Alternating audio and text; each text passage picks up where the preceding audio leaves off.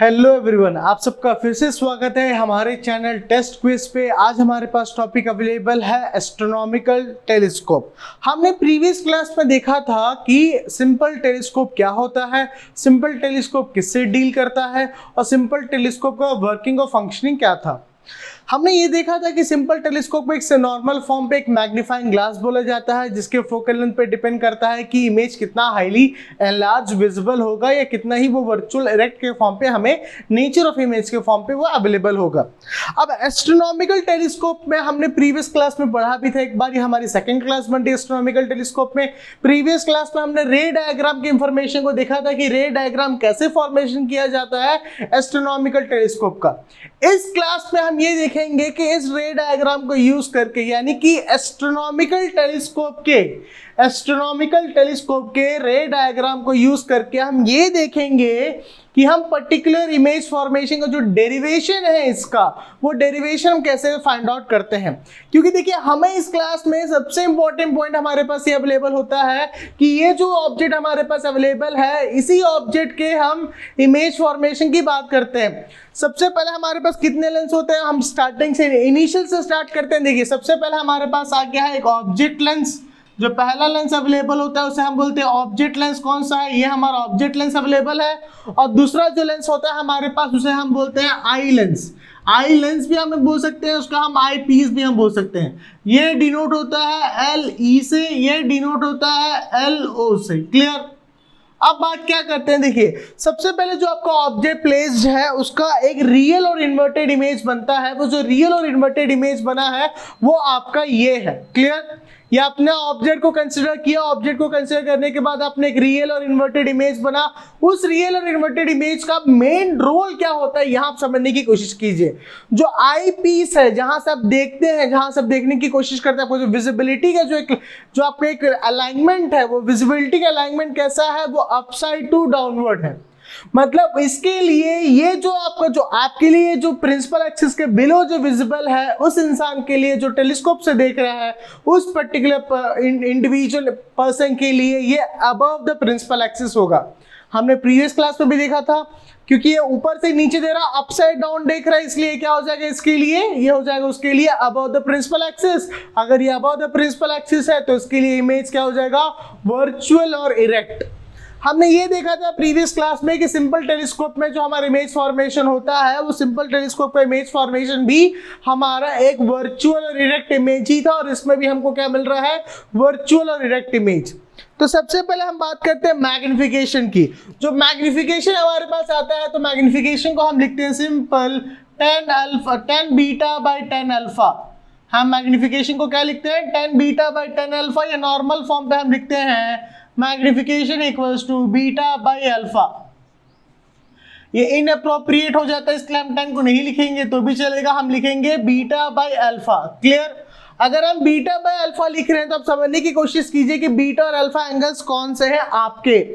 सबसे पहले देखिए, आप यहाँ पर आपको एक एंगल दिख रहा होगा बीटा, ये एंगल बीटा है। अगर ये एंगल बीटा है तो ये वर्टिकली अपोजिट एंगल, ये भी आपका बीटा हो जाएगा। अगर ये एंगल अल्फा है तो इसका वर्टिकली अपोजिट एंगल, ये भी आपका क्या हो जाएगा, अल्फा हो जाएगा। एंगल बीटा और एंगल अल्फा एग्जैक्टली है क्या? जो एंगल सबटेंड हुआ है, जो एंगल आपका बन रहा है किससे, आपके इमेज से, वो है एंगल बीटा। जो इमेज फॉर्मेशन के कारण जो एंगल सबटेंडेड हुआ है वो है एंगल बीटा, और जो आपके ऑब्जेक्ट के कारण जो एंगल बन रहा है वो है एंगल अल्फा। आया आपको समझ पे? ये आपके किसके लिए है, इमेज के लिए है एंगल, और ये आपके किसके लिए है, ये एंगल आपके ऑब्जेक्ट के लिए। आपको समझ पे? तो हम अब इसको क्लियरली तो दिख दिया है कि magnification equals to beta by alpha, लेकिन हमें इसको प्रूफ भी करना है। हम इसको देखते हैं कि हम इसको कैसे प्रूफ करेंगे, इसको कैसे समझने की कोशिश करेंगे, और इसके डेरिवेशन तक हम कैसे आएंगे। सबसे पहले आप मान के चलिए कि आपके पास जो ऑप्टिक सेंटर अवेलेबल है, इसके ऑप्टिक सेंटर को हम मान के चलते हैं ये O है, इसके ऑप्टिक सेंटर को हम मान के चलते हैं कि ये क्या, O डैश है। इसको आप Q लिख सकते हैं, मान लीजिए फॉर एग्जांपल। क्लियर? अब आप देखिए ध्यान से कि जो एंगल सबटेंडेड अल्फा और बीटा, उसका ट्रायंगल क्या है। तो सबसे पहले आप ट्रायंगल को कंसीडर करके चलिए, कौन सा ट्रायंगल आपके पास आ जाएगा। देखिए, अल्फा का ट्रायंगल हो जाएगा आपके पास B dash O dash A dash. हम इस ट्रायंगल की बात करें, आपको क्लियरली विजिबल होगा, ये बी डैश है, ये ए डैश है और ये ओ डैश है, ए डैश है। क्लियर? अगर हम इस ट्रायंगल की बात करें तो देखिए हमारे पास क्या है, ट्रायंगल आपके पास अवेलेबल है, triangle O dash B dash A dash. ये किसकी हम बात कर रहे हैं, ये हम बात कर रहे हैं tan अल्फा की। तो आप यहां लिख सकते हैं कि tan अल्फा इक्विवेलेंट क्या होगा। tan थीटा क्या होता है क्लास, tan थीटा हमें अच्छे से पता है कि tan थीटा क्या होता है, ये होता है perpendicular by base. tan theta क्या होता है, परपेंडिकुलर बाय बेस। तो आपका परपेंडिकुलर का एंगल कौन सा होगा, जो एंगल अपोजिट, जो साइड अपोजिट होगा थीटा के। तो यहाँ थीटा क्या है, अल्फा, अल्फा के अपोजिट साइड क्या, ए डैश और बी डैश। तो ए डैश और बी डैश क्या हो जाएगा आपका परपेंडिकुलर, और ये क्या हो जाएगा आपका ओ डैश बी डैश, आपका बेस लिख सकते हैं आप। वेरी गुड, आप लिख दीजिए यहाँ पर A dash B dash divided by O dash B dash. आपको समझ पे, A dash B dash divided by O dash B dash क्या हो जाएगा आपका tan अल्फा। क्लियर? जो tan अल्फा था उसने आपने एक ट्रायंगल लेके लिखा, सिमिलरली आपने जैसे tan अल्फा लिखा है, अब आप लिखेंगे tan बीटा। तो देखिए tan बीटा का ट्रायंगल आपके पास क्या आ रहा है, बीटा एंगल ये फॉर्म हुआ आपका, तो tan बीटा क्या हो जाएगा, ये हो जाएगा बी डैश ओ और दूसरा आ जाएगा आपके पास ए डैश, मतलब बी डैश ओ और ए डैश, ये आपका पास ट्रायंगल अवेलेबल है। तब देखिए इस ट्रायंगल पे हम लेके चलते हैं tan बीटा के लिए। तो ट्रायंगल क्या है आपके पास, ओ बी डैश ए डैश, इसमें हम बात करें किसके लिए, tan बीटा। तो ये क्या हो जाएगा, tan बीटा का एंगल, हम लिख सकते हैं tan बीटा के एंगल को अगेन परपेंडिकुलर बाय बेस। तो देखिए आपके पास परपेंडिकुलर क्या होगा, ये है एंगल थीटा आपका, जो बीटा बना हुआ, इसका अपोजिट साइड क्या हो जाएगा, ये डैश बी डैश। जी हाँ, फिर से यही आपका परपेंडिकुलर होगा, और बेस क्या हो जाएगा आपका ओ बी डैश। तो आपको क्या हो जाएगा, परपेंडिकुलर बाय बेस में आपके पास क्या आ जाएगा, आपके पास आ जाएगा A dash B dash divided by O B dash. आपको समझ में, इसको आप फर्स्ट इक्वेशन बोल सकते हैं, इसको आप सेकंड इक्वेशन बोल सकते हैं। अब आपको यहां लिखना पड़ेगा कि जो एंगल सबटेंड हुआ है, जो एंगल आपके पास सबटेंड हुआ है, कौन कौन सा एंगल सबटेंड हुआ है, दो एंगल हुए हैं, एक हुआ है अल्फा और एक हुआ है बीटा। एक हुआ है अल्फा और एक हुआ बीटा। आप बोल सकते हैं कि ये दोनों एंगल काफी स्मॉल है हमारे, अगर काफी स्मॉल है तो इससे कंक्लूजन क्या बनेगा, इससे कंक्लूजन ये बनेगा जो tan अल्फा की जो वैल्यू होगी वो सिमिलर होगी अल्फा से। क्लियर? वो हम बोल सकते हैं कि वो सिमिलर है अल्फा से, और जो tan बीटा की जो वैल्यू होगी वो सिमिलर होगी बीटा से। आया आपको समझ में, जो tan अल्फा की जो वैल्यू होगी वो सिमिलर होगी अल्फा से, और tan बीटा की वैल्यू क्या होगी, सिमिलर होगी बीटा से। अगर ये अल्फा बीटा से सिमिलर है तो हमारे पास क्या बन जाएगा, हमारे पास आ जाएगा alpha equals to A dash B dash divided by O dash B dash, और बीटा की वैल्यू हमारे पास आ जाएगी A dash B dash divided by O B dash. तो देखिए हमारे पास अल्फा बीटा दोनों की वैल्यूज आ चुकी है, इसी वैल्यू को हमको यहाँ प्लेस करना है मैग्निफिकेशन पे। अगर आप मैग्निफिकेशन की इसकी वैल्यू प्लेस करते हो तो आपको क्या मिलेगा, मैग्निफिकेशन इक्वल्स टू, आप दोनों की वैल्यू को प्लेस कर दी तो आपके पास आ जाएगा A dash B dash divided by O B dash whole divided by, आ जाएगा आपके पास A dash B dash divided by O dash B dash. Clear? इसको आप फर्दर सॉल्व कीजिए, तो फर्दर सॉल्व करने से आपके पास क्या आ जाएगा, ये हो जाएगा A dash B dash divided by O B dash multiplied by, ये हो जाएगा O dash B dash divided by A dash B dash. तो A dash B dash clearly cancel हो जाएगा, तो आपके पास क्या बचेगा, देखिए रिमेनिंग पे यहाँ ध्यान दीजिए आप, तो आपके पास बचेगा O dash B dash divided by O B dash. ये किसके इक्विवेलेंट है, ये इक्विवेलेंट है आपके मैग्निफिकेशन के। क्लियर? हम इसको यहां तक तो छोड़ नहीं सकते, हमें इसको आगे भी लेके जाना पड़ेगा। ओ डैश बी डैश, कौन सा O dash B dash, O dash B dash ये है आपका, और ओ बी डैश का ये है। अब आप आगे देखिए, हम लेके चलते हैं हमारा लेंस फॉर्मूला। तो लेंस फॉर्मूला में हमारे पास क्या होता है, लिख सकते हैं आप यहाँ पर बाय लेंस फॉर्मूला। तो लेंस फॉर्मूला के अकॉर्डिंग हमारे पास क्या आएगा, हमारे पास आ जाएगा 1/f equals to 1/v minus 1/u। Clear? ये लेंस फॉर्मूला के अकॉर्डिंग हम लिख सकते हैं अप्लाइंग, क्या अप्लाई करेंगे हम यहाँ पर, अप्लाइंग न्यू साइन कार्टेशियन। हम यहाँ पर क्या अप्लाई करेंगे, हम यहाँ पर अप्लाई करेंगे न्यू साइन कार्टेशियन। अगर हम यहाँ पर न्यू साइन कार्टेशियन अप्लाई करते हैं तो हमारे पास क्या आ जाएगा, देखिए सबके सब आपके लेफ्ट हैंड साइड पे है। देखिए मेन लेंस आपके लिए क्या हो जाएगा, ये तो आपका ऑब्जेक्ट लेंस था, ये आपका इमेज लेंस था। जो आपके पास आई लेंस अवेलेबल है उसके सारे के सारे लेफ्ट हैंड साइड है, सारे के सारे लेफ्ट हैंड साइड है। तो लेंस के लेफ्ट हैंड साइड के डायरेक्शन को प्रिंसिपल एक्सिस के अकॉर्डिंग लीनियरली हम इसको क्या लेके चलेंगे, नेगेटिव। तो हमारे पास ऑब्जेक्ट डिस्टेंस भी नेगेटिव हो जाएगा और इमेज डिस्टेंस भी क्या होगा, नेगेटिव होगा। अगर ऑब्जेक्ट डिस्टेंस भी नेगेटिव है, इमेज डिस्टेंस भी नेगेटिव है, तो उसको हम क्या लिख सकते हैं, इसको लिख सकते हैं 1/f equals to -1/v minus minus u। तो इसको हम फर्दर कैसे लिख सकते हैं, इसको हम लिख सकते हैं 1/u माइनस 1/v। क्लियर। और ये कौन सा v है, ये है आपका आई पीस का, ये भी आपका आई पीस का, ये आई पीस का। तभी तो आप माइनस लिख रहे हैं, तभी तो क्या लिख रहे हैं आप, माइनस लिख रहे हैं। अगर आप ऑब्जेक्ट की बात करते हैं, ऑब्जेक्ट लेंस की, तो उसके तो राइट हैंड साइड है। इसका जो ऑब्जेक्ट है, ऑब्जेक्ट लेंस का ऑब्जेक्ट लेफ्ट हैंड साइड है, ऑब्जेक्ट लेंस का इमेज राइट हैंड साइड है। लेकिन आई लेंस का जो आपका इमेज और ऑब्जेक्ट है वो दोनों के दोनों का है, लेफ्ट हैंड साइड है। अगर आई लेंस का ऑब्जेक्ट और इमेज दोनों लेफ्ट हैंड साइड, इससे दोनों क्या हो गए, नेगेटिव हो गए। सॉल्व करने से हमें मिला 1/u माइनस 1/v। क्लियर। और हम यहाँ लिख सकते हैं क्लियरली कि हम VE को डिफाइन करेंगे कैपिटल D से। हम यहाँ लिख सकते हैं, क्या लिख सकते हैं, हम लिख सकते हैं कि VE को हम डिफाइन करेंगे किससे, कैपिटल D से। आप इस बात को ध्यान से समझने की कोशिश कीजिएगा, ये डेरिवेशन आपके एग्जामिनेशन पॉइंट ऑफ व्यू से काफी इंपॉर्टेंट है, तो इसको हम ध्यान से देखते हैं। देखिए यहाँ पर क्या लिखा है, अगर आप ऑब्जेक्ट लेंस को कंसिडर करते हैं तो ऑब्जेक्ट लेंस का ये ऑब्जेक्ट है और ऑब्जेक्ट लेंस का ये इमेज है। तो ऑब्जेक्ट लेंस के हिसाब से अगर न्यू साइन कार्टेशियन लगाएंगे तो ये ऑब्जेक्ट डिस्टेंस आ जाएगा नेगेटिव और इमेज डिस्टेंस आएगा पॉजिटिव। लेकिन मैं बात कर रहा हूं यहां पर आपके इमेज आई लेंस के, तो आई लेंस के लिए ऑब्जेक्ट है ये और आई लेंस के लिए इमेज है ये। तो आई लेंस का जो आपके पास ऑब्जेक्ट रखा हुआ है वो कैसा रखा हुआ है, वो रखा हुआ है about the principal axis observer के हिसाब से। किसके हिसाब से ये रखा हुआ है, ये रखा हुआ है ऑब्जर्वर के हिसाब say about the principal axis, और ये लेंस के लेफ्ट हैंड साइड है। और जो आपका इमेज बना है वो भी about the principal axis observer के हिसाब से है, और वो आपका अगेन लेंस के लेफ्ट हैंड साइड बना है। तो न्यू साइन कार्टेशियन आपको क्या समझाता है, आपको बताता है कि जो भी ऑब्जेक्ट और जो भी इमेज आपने लेफ्ट हैंड साइड रखा है वो ऑब्जेक्ट डिस्टेंस और इमेज डिस्टेंस आप क्या लेके चलेंगे, नेगेटिव लेके चलेंगे। अगर आप न्यू साइन कार्टेशियन के हिसाब से ऑब्जेक्ट डिस्टेंस और नेगेटिव इमेज डिस्टेंस को नेगेटिव लेके चलते हैं तो ये माइनस माइनस प्लस हो जाएगा और ये -1/e बचे रहेगा।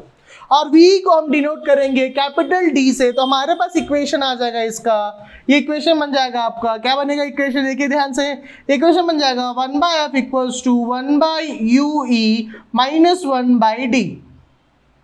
और इसको ue के टर्म्स में लिखिए तो आपके पास क्या आ जाएगा, आपके पास इक्वेशन आ जाएगा 1/ue equals to 1/f plus 1/d। आया समझ पे, यहां तक आपको हुआ क्लियर कि हम क्या कर रहे हैं और कैसे इसको समझने की कोशिश कर रहे हैं। अब देखिए ये जो फोकल लेंथ है, किसके फोकल लेंथ की बात कर रहे हैं, ये किस लेंस का हमने फॉर्मूला लिखा है, ये हमने लिखा है आई पीस का। तो डेफिनेटली जो हम फोकल लेंथ की बात कर रहे हैं, फोकल लेंथ किसका होगा, आई लेंस का ही फोकल लेंथ होगा।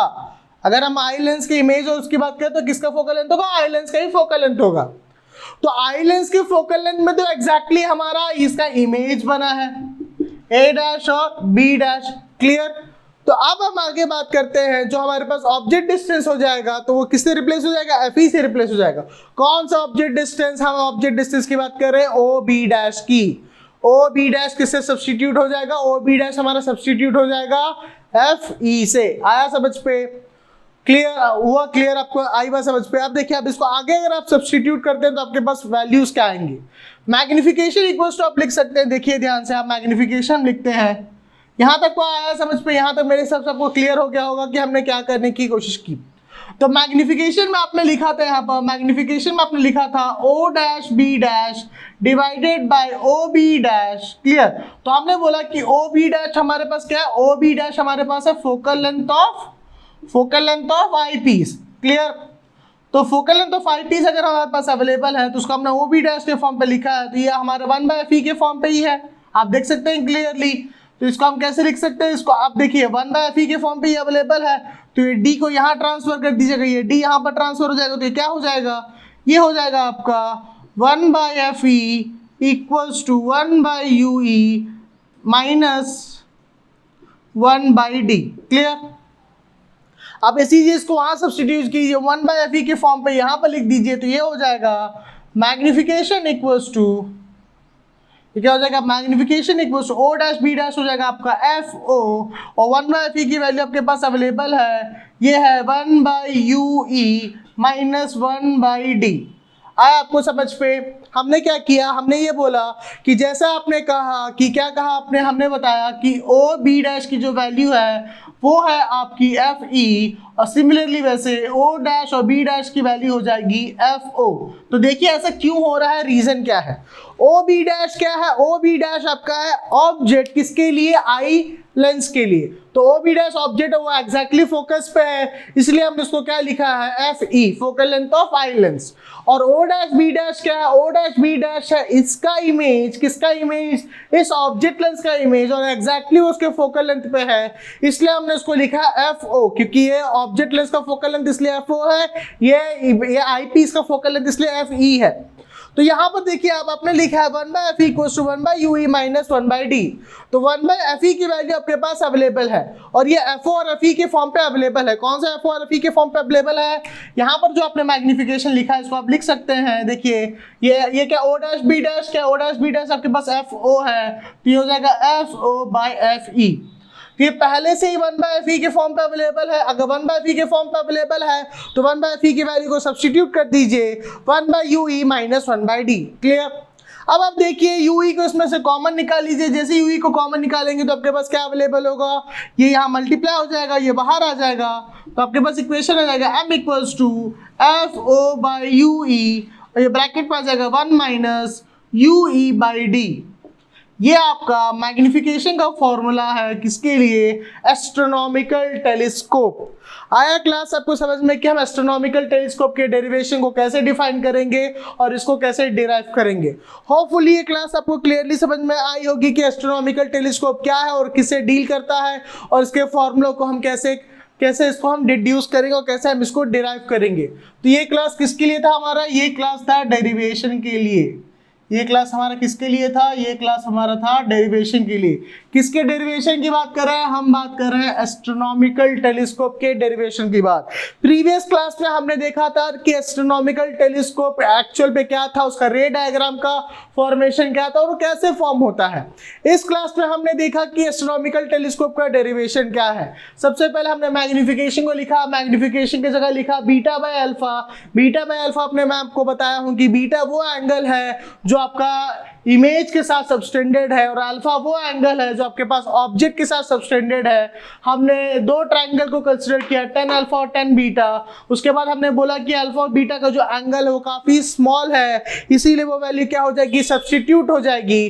किससे सब्स्टिट्यूट हो जाएगी, वो वैल्यू सब्स्टिट्यूट होगी, tan अल्फा की वैल्यू अल्फा से सब्स्टिट्यूट होगी, और tan बीटा की वैल्यू बीटा से सब्स्टिट्यूट होगी, और उसी अल्फा बीटा की वैल्यू जो हमने फाइंड आउट किया उसको इक्वेशन में लिखेंगे। लिखने के बाद हमारे पास एक इक्वेशन फॉर्म होगा, वो एक आ गया हमारे पास magnification equals to O dash B dash by OB dash. तो ये इक्वेशन हमारे पास अवेलेबल है। फिर हम देखेंगे हम लेंस फार्मूला का यूज करके हम लेंस फार्मूला लिखते हैं 1/F equals to 1/V minus 1/U। हमने लेंस फार्मूला लिखा, लेंस फार्मूला फिर हमने साइन कार्टेशियन अप्लाई किया। किसके लिए साइन कार्टेशियन अप्लाई किया, हमने साइन कार्टेशियन अप्लाई किया इस पर्टिकुलर के लिए, कौन सा, हमारे आई लेंस के लिए। तो आई लेंस के लिए आपका ऑब्जेक्ट भी लेफ्ट हैंड साइड है, आई लेंस के लिए आपका इमेज भी लेफ्ट हैंड साइड है, तो ऑब्जेक्ट और इमेज दोनों क्या हो जाएंगे, नेगेटिव हो जाएंगे। तो माइनस माइनस से क्या हो जाएगा, प्लस हो जाएगा। तो ये आपके पास अवेलेबल है 1/UE माइनस 1/V। क्लियर? अब आगे देखिए ये क्या हो गया, 1/F equals to 1/UE minus 1/D। क्योंकि हमने V की वैल्यू को D से सब्स्टिट्यूट किया है तो हमारे पास इक्वेशन ये फॉर्म हो चुका है। क्लियर? अब आप आगे देखिए, आगे आपके पास क्या अवेलेबल है, आपने लिखा था magnification equals to O dash B dash by OB dash.